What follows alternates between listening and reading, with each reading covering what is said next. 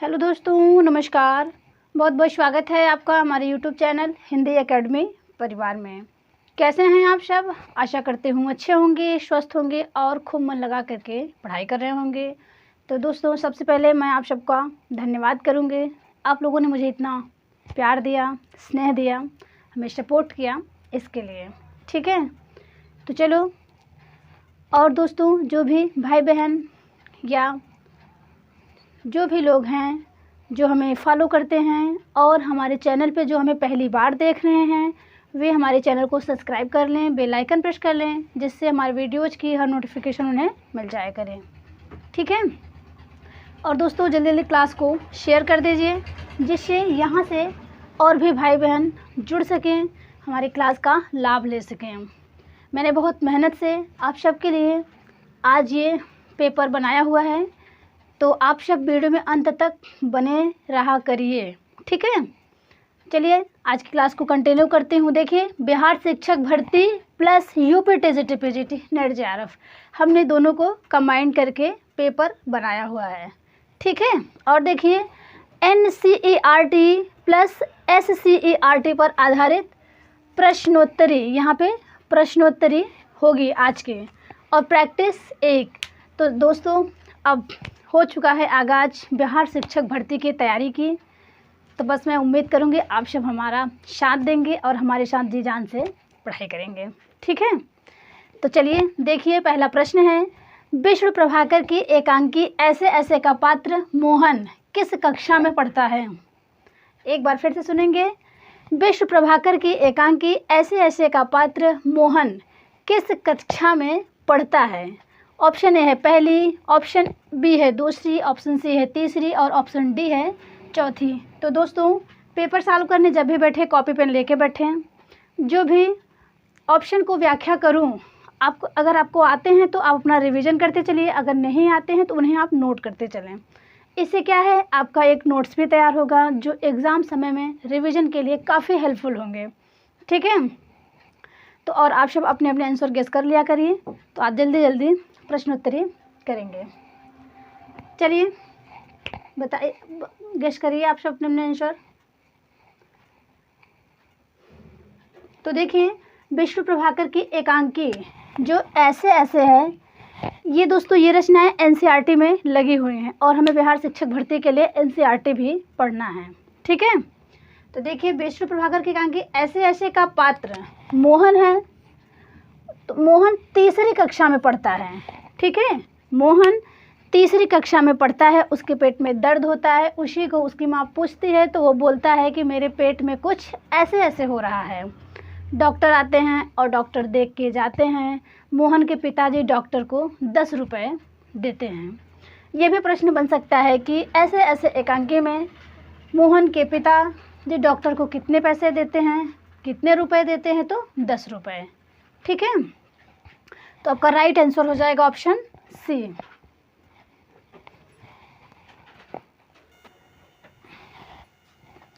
चलिए प्रश्न 2 देखते हैं। संसार पुस्तक है नामक पाठ के आधार पर रचनाकार सबसे पहले किस अक्षर को पढ़ने की बात करता है? तो देखिए, संसार पुस्तक है नामक पाठ के आधार पर यहाँ पूछा गया सबसे पहले, जो इनके लेखक हैं, संसार पुस्तक है के रचनाकार सबसे पहले किस अक्षर को पढ़ने की बात करता है? ऑप्शन ए है पृथ्वी, प्रकृति, जंगल, पहाड़। ऑप्शन करिए।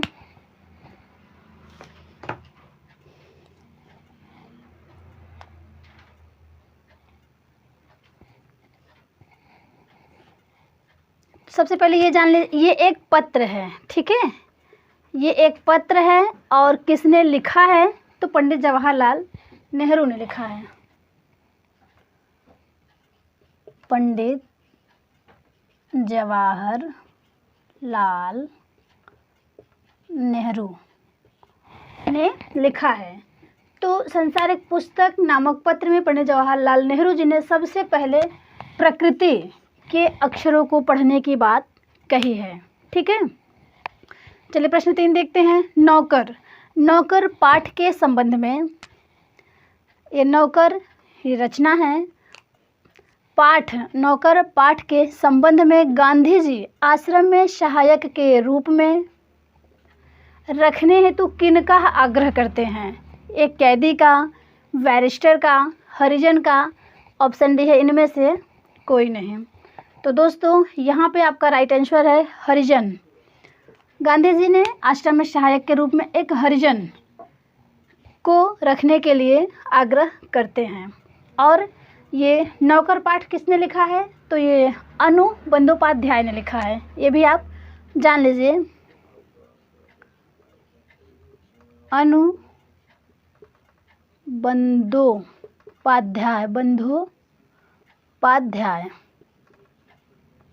ठीक है, अनु बंदोपाध्याय ने लिखा है। और ये जो नौकर रचना है ना, ये निबंध है, इन्हें भी आप ध्यान रखिएगा, ये निबंध है। ये दोस्तों परीक्षा में विधा भी पूछा जाता है, ये किस विधा की रचना है, तो हमें ये भी पढ़ना है कि ये किस विधा की रचना है और इसमें क्या क्या बातें कही गई हैं, किसका वर्णन है, ठीक है। और देखिए प्रश्न 4, केशव और श्यामा पात्र किस रचना से संबंधित है? ऑप्शन ए है अक्षरों का महत्व, ऑप्शन बी है टिकट एल्बम, ऑप्शन सी है नौकर और ऑप्शन डी है नादान दोस्त।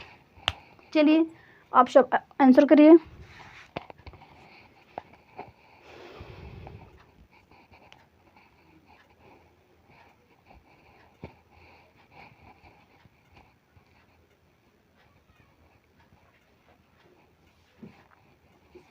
तो देखिए केशव और श्यामा पात्र, ये राइट आंसर आपका है डी, नादान दोस्त। और ये लिखा किसने है? ये प्रेमचंद जी ने लिखा है, ठीक है, ये प्रेमचंद जी ने नादान दोस्त लिखा है, इसी में केशव और श्यामा पात्र हैं, ठीक है दोस्तों। और इन जो यहाँ पे रचनाएं दे हुए हैं सारे ऑप्शन में, इनके भी रचनाकारों को हम देख लेते हैं। तो देखिए ये जो अक्षरों का महत्व है, ये आपका निबंध है गुणाकर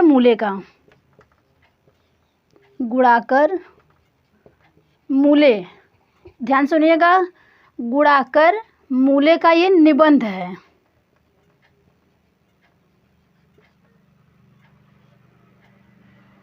ठीक है।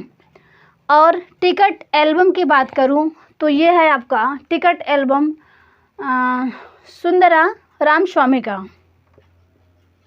सुंदरा रामस्वामी, ठीक है। ये सुंदरा रामस्वामी का कहानी है, ये भी जान लीजिए, कहानी विधा की ये रचना है। और नादान दोस्त भी आपका कहानी है। अक्षरों का महत्व गुणाकर मूले का है, ये निबंध है। और नौकर अनु बंदोपाध्याय का निबंध है, अभी इसके पहले आपने ऊपर पढ़ा, अनु बंदोपाध्याय का निबंध नौकर है, ठीक है। चलिए प्रश्न 5 देखते हैं। शाम एक किसान किस विधा की रचना है? शाम एक किसान किस विधा की रचना है? कविता है, उपन्यास है, नाटक है, रेखा चित्र है, बताइए।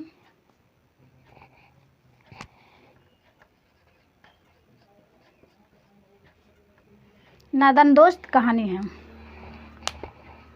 तो देखिए शाम एक किसान, दोस्तों यहाँ पे विधा पूछा गया है, तो यहाँ पे विधा हो जाएगा कविता। और किसका है ये? सर्वेश्वर दयाल सक्सेना का है। तो यहीं पे मैं नोट कर देती हूँ, सर्वेश्वर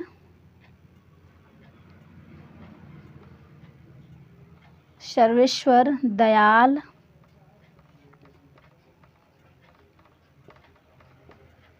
सक्सेना का है, ठीक है। ये शाम एक किसान के लेखक हैं। दोस्तों इनकी बहुत सी कविताएं हैं जिन्हें आपको ध्यान रखना चाहिए, चर्चित कविताएं हैं, जैसे आपका एक सूनी नाव, बांस का पुल, गर्म हवाएं, और जंगल का दर्द, खूटियों पर टंगे लोग, कॉफ़ी हाउस में एक मेलोड्रामा, विगत प्यार। तो इन सब चर्चित कविताएं हैं, इनको आप ध्यान रखें। और इनके नाटक 3 हैं, बहुत बार पूछे गए हैं, मेरे ख्याल से आप सभी लोग वाकिफ़ होंगे।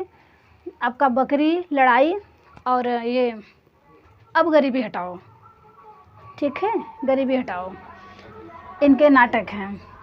चलिए प्रश्न 6 देखते हैं। भगवान राम को ऋष्यमुख पर्वत पर सुग्रीव से मिलने का सुझाव किस दानव ने दिया था? यानी भगवान राम को ऋष्यमुख पर्वत पर सुग्रीव से मिलने का सुझाव किस राक्षस ने दिया था? दानव, असुर, राक्षस, निशाचर, ये सब आपके दानव के पर्यायवाची हैं, इन्हें भी आप ध्यान रखें, खूब पूछे जाते हैं। तो ऑप्शन ए है दूषण, ऑप्शन बी है विभीषण, ऑप्शन सी है जटायु और ऑप्शन डी है कबंध। चलिए ऑप्शन करिए।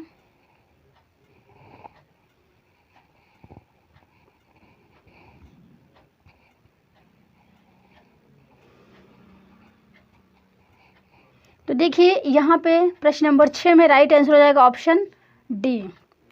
तो दोस्तों प्रश्न कैसे हैं, प्लीज़ दोस्तों इस पे आप सब अपनी राय जरूर दीजिएगा और अब जी जान से तैयारी करिए। आगे जो भी भर्ती लगा हुआ है पहले उसी को देखिए, ठीक है। और इसमें हम यूपी, टीजीटी, पीजीटी को भी ध्यान में रख के आपको प्रैक्टिस करवाएंगे, ठीक है। ये पहले प्रश्न जो आपने देखा दोस्तों, इसमें विष्णु प्रभाकर के जो ये आवारा मसीहा है वो बहुत पूछा जाता है, तो आप ध्यान रखिएगा। और ये टीजीटी, पीजीटी ये सब में बहुत बार रिपीटेड भी हो चुका है, तो इनको मैंने यहाँ नहीं बताया, ध्यान से हट गया, तो आप ध्यान रखिए। आवारा मसीहा विष्णु प्रभाकर का है और ये शरत चंद्र चट्टोपाध्याय की जीवनी विधा की रचना है। इस आवारा मसीहा लिखने में विष्णु प्रभाकर जी को 14 वर्ष का समय लगा था। 3 पर्व में लिखा गया है, एक है दिशाहारा और दूसरा है दिशा की खोज और तीसरा है देशांत। 14 वर्ष में इन्होंने उसे पूर्ण किया था और 1974 की रचना है। इतने इम्पोर्टेंट तथ्य हैं इससे। चलिए स्क्रीनशॉट ले लीजिए, फिर आगे बढ़ें।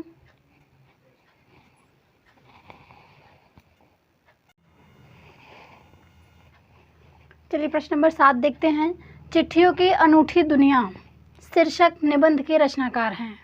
एक बार फिर सुनिए, चिट्ठियों की अनूठी दुनिया शीर्षक निबंध के रचनाकार हैं। ऑप्शन ए है अरविंद कुमार सिंह, ऑप्शन बी है रामदरस मिश्र, ऑप्शन सी है सुभाष गाताड़े, ऑप्शन डी है शिवमंगल सिंह सुमन। चलिए ऑप्शन करिए।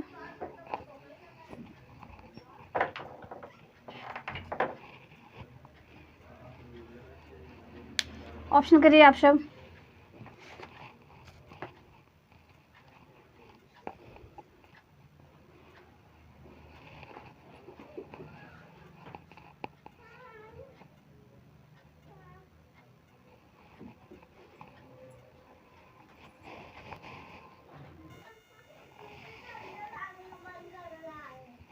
चलिए ऑप्शन करिए आप सब।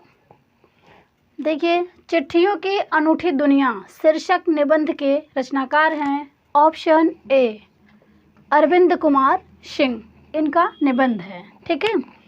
रामदरस मिश्र की दोस्तों इनके भी बहुत सी रचनाएं हैं, आप लोग जानते होंगे, जैसे बैरंग वे नाम चिट्ठियाँ, ये बहुत चर्चित है और परीक्षा में ये पूछा भी गया है, रामदरस मिश्र का।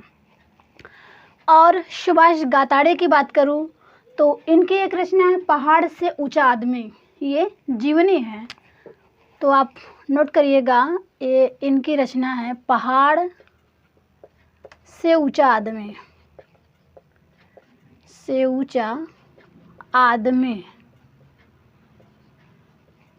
ये जीवनी विधा की है, ठीक है, सुभाष गाताड़े का। दोस्तों शिवमंगल सिंह सुमन की बात करूं, जो कि एनसीईआरटी में इनकी रचना लगी है हम पक्षी उन्मुक्त गगन के, हम पंछी उन्मुक्त गगन के। ओके, तो आप इन्हें ध्यान रखिएगा, ये शिवमंगल सिंह सुमन की रचना है। तो यहाँ पे चिट्ठियों की अनूठी दुनिया शीर्षक निबंध अरविंद कुमार सिंह का है। चलिए, और हमने यहाँ पे महत्वपूर्ण इम्पॉर्टेंट जहाँ से प्रश्न जरूर बनते हैं, हमने व्याकरण के भी प्रश्न लिए हुए हैं। और आज की वीडियो को आप क्लास अंत तक देखिएगा, पूरे क्लास को, ठीक है, पूरे वीडियोज को, जिसमें आपको बहुत ही महत्वपूर्ण प्रश्न मिलेंगे। देखिए, मैं के स्थान पर हम का प्रयोग किस बोली में करते हैं? एक बार फिर सुनिए, मैं के स्थान पर हम का प्रयोग किस बोली में किया जाता है? ऑप्शन ए है ब्रजभाषा, बुंदेली, कन्नौजी, अवधी। चलिए आप सब अपना आंसर गेस करिए।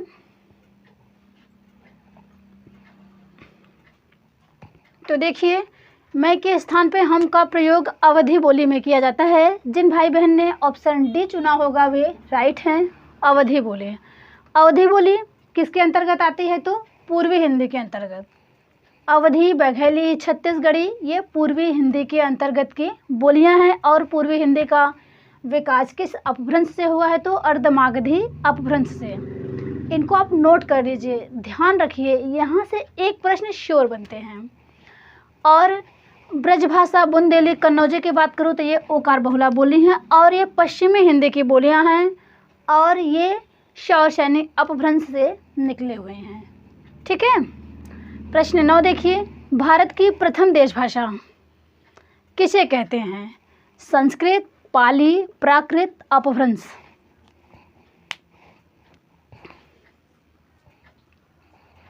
तो यहाँ पे देखिए, भारत की प्रथम देश भाषा कहते हैं पाली को।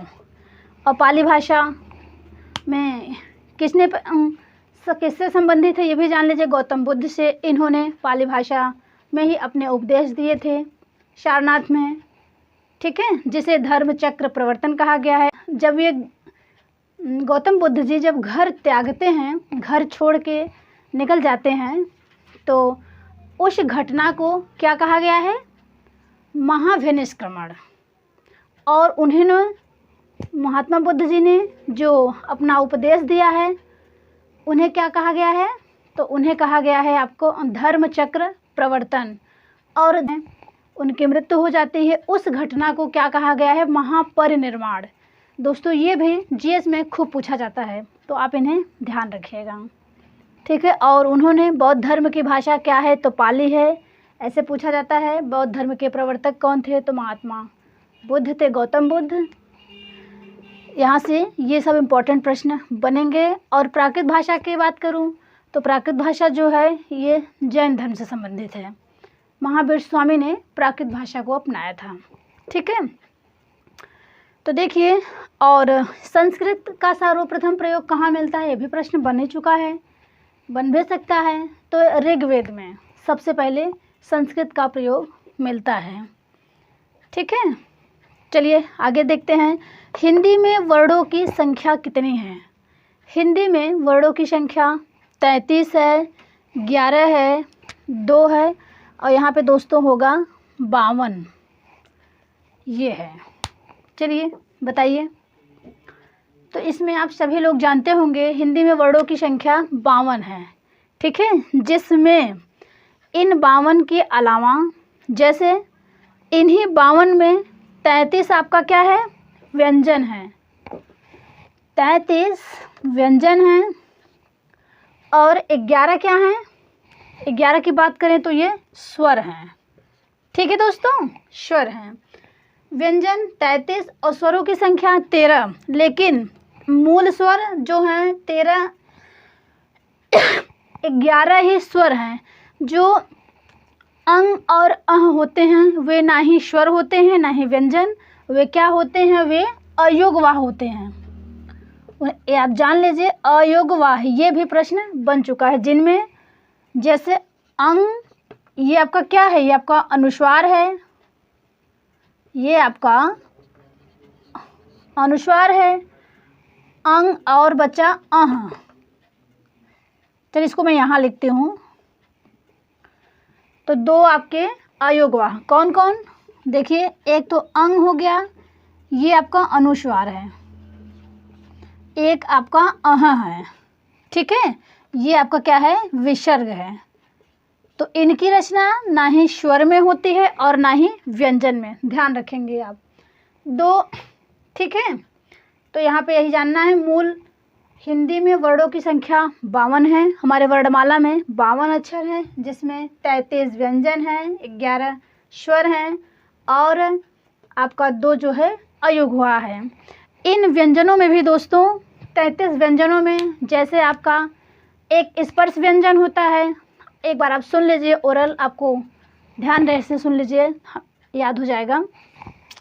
क से म तक, क से लेके म तक के जो आपके पांचों वर्ग हैं, क वर्ग, च वर्ग, ट वर्ग, त वर्ग, प वर्ग, इन सभी वर्गों के जो पांचों अक्षर हैं ये आपके क से म तक के स्पर्श व्यंजन कहे जाते हैं। ठीक है, 25 आपके स्पर्श व्यंजन होते हैं और 4 आपके अंतस्थ व्यंजन होते हैं। कौन कौन से? य, र, ल, व अंतस्थ व्यंजन होते हैं।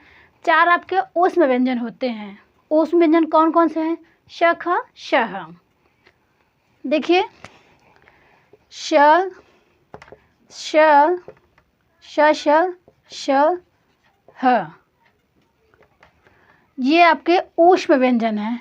ये आपका मूर्धन्य श, ये आपका दंत श, ये आपका तालव्य श। इन्हें भी आप जानते रहिएगा। तो और दोस्तों 4 जो होते हैं संयुक्त व्यंजन, छ, त्र, ज्ञ, स्र, ये 2 वर्डों से मिलके बनते हैं, इसलिए इन्हें संयुक्त व्यंजन कहा गया है। दोस्तों ये भी परीक्षा में 1-2 क्वेश्चन यहाँ से जरूर लिए जाते हैं, तो इन्हें भी आप पढ़े रहिएगा। ठीक है, चलिए आगे बढ़ते हैं। मराठी भाषा की लिपि है, मराठी भाषा की लिपि है कैथी है, देवनागरी है, गुरुमुखी है, फारसी है।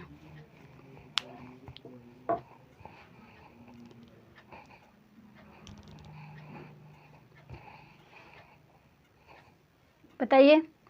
तो देखिए, इनमें जिन भाई बहन ने ऑप्शन बी चुना होगा वे राइट हैं, देवनागरी। दोस्तों मराठी भाषा की लिपि देवनागरी है। तो हमारे संविधान के में जो 22 भाषाएं हैं उनमें आपका मराठी भी शामिल है। देखिए, मराठी भाषा की लिपि देवनागरी है। मराठी भाषा के साथ साथ हिंदी हो गया, संस्कृत हो गया, नेपाली हो गया, मराठी, इन सभी भाषाओं की लिपि देवनागरी है। ठीक है, तो देखिए आपका हिंदी, नेपाली, हिंदी, नेपाली, संस्कृत, ठीक है, मराठी, हिंदी, नेपाली, संस्कृत, इतने की लिपि देवनागरी है। आप ध्यान रखिएगा। गुरुमुखी की बात करूं तो ये भी परीक्षा में पूछा जाता है। ये दोस्तों ये पंजाबी की लिपि है। गुरुमुखी लिपि पंजाबी भाषा की है, ये आप नोट कर लीजिएगा।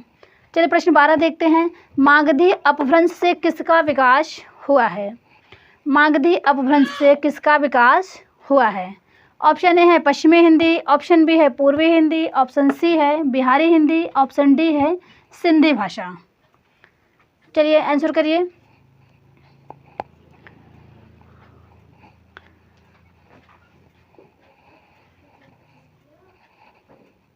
तो देखिए, मागधी अपभ्रंश से आपका विकास किसका हुआ है? तो यहाँ पे बिहारी हिंदी का। मागधी अपभ्रंश से बिहारी हिंदी का विकास हुआ है।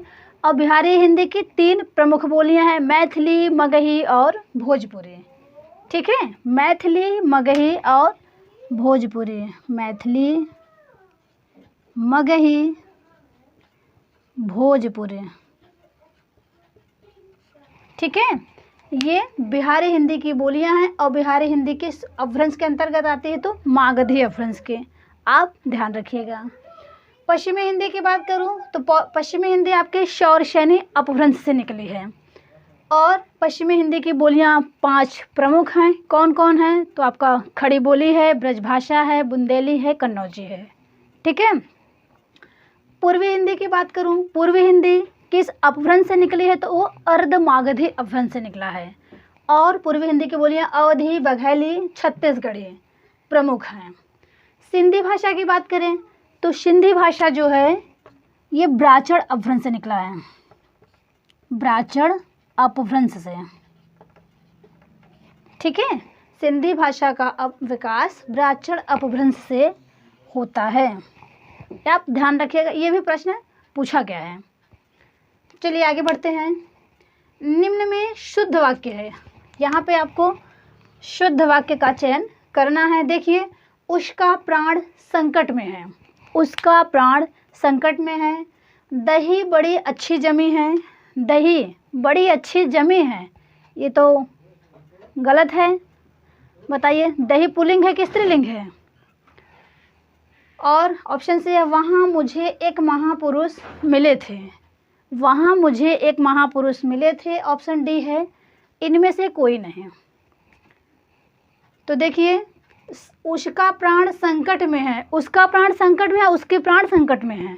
शुद्ध क्या होगा? अपने से आप पढ़िए, लगाइए लॉजिक। देखिए, दही बड़ी अच्छी जमी है, दही बड़ी अच्छी जमी है, दही पुल्लिंग है। दही खट्टी है कि दही खट्टा है? दही पुल्लिंग है, ये आप ध्यान रखिएगा, ये भी सही नहीं है। वहाँ मुझे एक महापुरुष मिले थे, यही आपका राइट आंसर होगा, ऑप्शन नंबर सी। ठीक है, तद्भव तत्सम का अशुद्ध विकल्प है। अगला प्रश्न बताइए, तद्भव तत्सम का अशुद्ध विकल्प है। सुई का सूची, सुई सूची, खीर क्षीर, भात भक्त, प्रीतम प्रिय।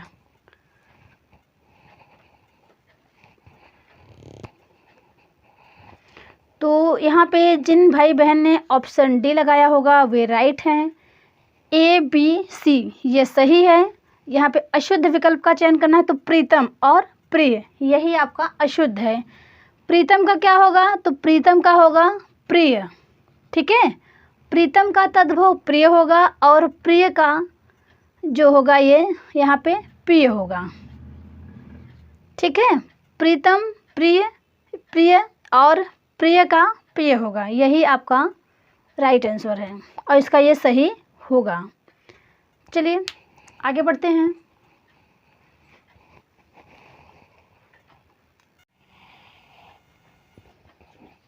चलिए प्रश्न 15 देखते हैं। लिफाफा किस भाषा का शब्द है? अरबी, फारसी, पुर्तगाली, जापानी। चलिए मैं अपना आंसर गेस करिए आप लोग।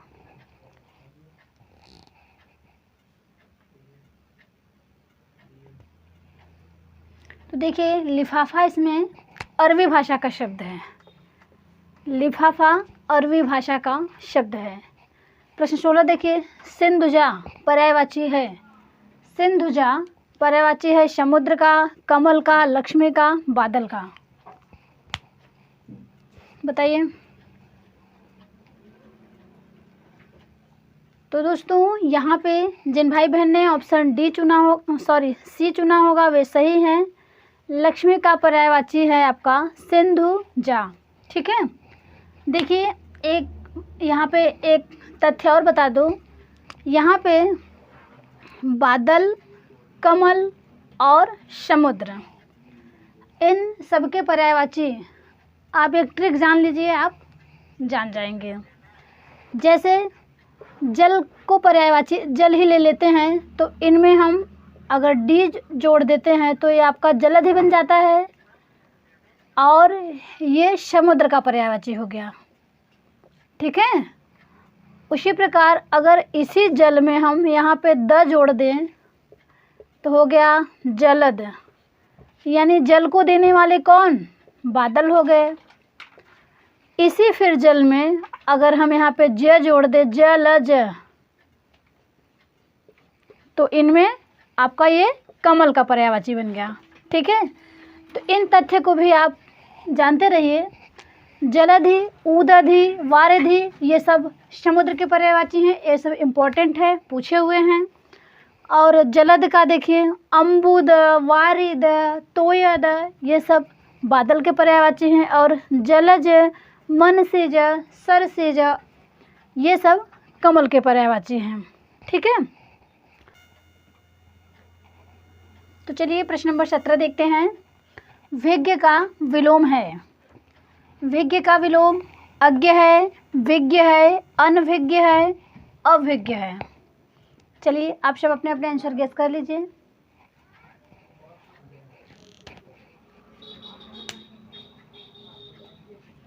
तो देखिए दोस्तों, यहाँ पे जिन भाई बहन ने ऑप्शन सी लगाया होगा वे राइट हैं।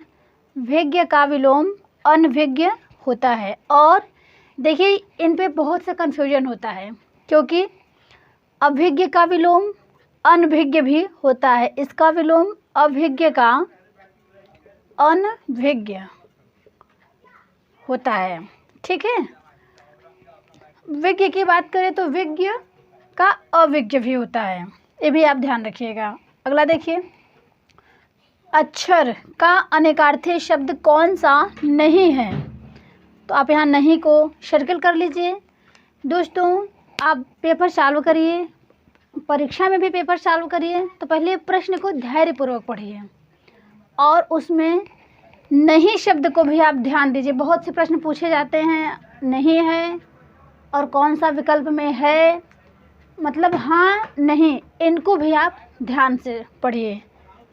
इससे ऐसे प्रश्न बहुत एग्ज़ाम में गलत हो जाते हैं, नहीं शब्द को हम ध्यान नहीं देते हैं और पढ़ते हैं, ऑप्शन पढ़ते हैं, हमें सही है, बस उससे संबंधित आंसर पा जाते हैं, लगा देते हैं, नहीं को ध्यान ही नहीं देते हैं। तो इसलिए नहीं शब्द को आप ध्यान से पढ़ें। तो देखिए, वर्ण है, शिव है, धन है और जल है। इनमें आप सब राइट आंसर करिए।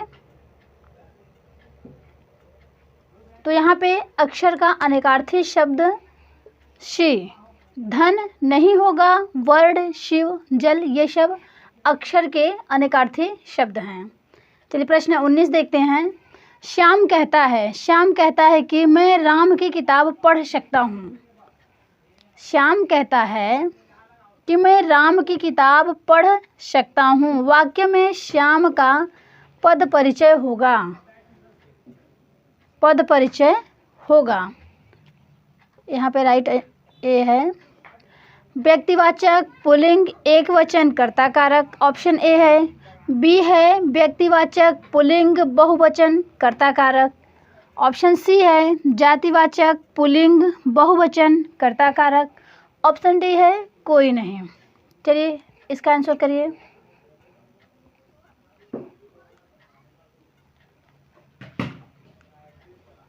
तो देखिए यहाँ पे जिन भाई बहन ने ऑप्शन ए लगाया होगा वे राइट हैं। व्यक्तिवाचक पुल्लिंग एक वचन कर्ता कारक, यही राइट आंसर है। ठीक है, चलिए प्रश्न 20 देखते हैं। तीनों शब्द किस प्रकार का विशेषण है? तीनों शब्द में किस प्रकार का विशेषण है? ऑप्शन ए है क्रमवाचक विशेषण, ऑप्शन बी है समुदायवाचक विशेषण, ऑप्शन सी है गणनावाचक विशेषण, ऑप्शन डी है इनमें से कोई नहीं।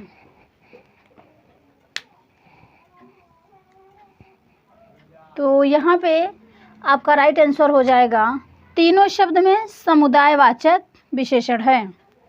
ठीक है, प्रश्न 21 देखिए। मोहन टेलीफोन पर बात करता है। मोहन टेलीफोन पर बात करता है वाक्य में कारक है, कर्म कारक है, करण कारक है, अधिकरण कारक है और संबंध कारक है। चलिए इन पे आप सब राइट आंसर करिए।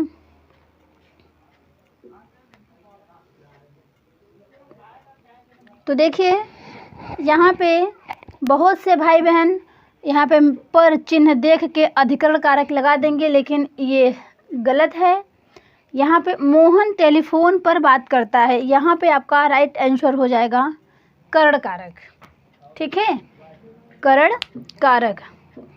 कर्ता ने कर्म को करण से, देखिए यहाँ पे टेलीफोन क्या है? टेलीफोन साधन है। मोहन टेलीफोन से बात करता है। ठीक है, तो यहाँ पे शे की जगह ए पर दिया, यहाँ पे अधिकरण कारक मत लगाइएगा, आप सब ध्यान दीजिएगा, यहाँ पे कर्ण कारक होगा। ठीक है, और दोस्तों आज के सेशन का ये अंतिम प्रश्न है। तोता डाल पर बैठा है। तोता डाल पर बैठा है वाक्य में विधेय है, बताइए। तो वाक्य के दो भेद होते हैं, एक होता है उद्देश्य और एक होता है विधेय। ठीक है, तो बताइए तोता डाल पे बैठा है, कौन सा वाक्य में विधेय है? बैठा है, डाल पर बैठा, डाल पर बैठा है तोता।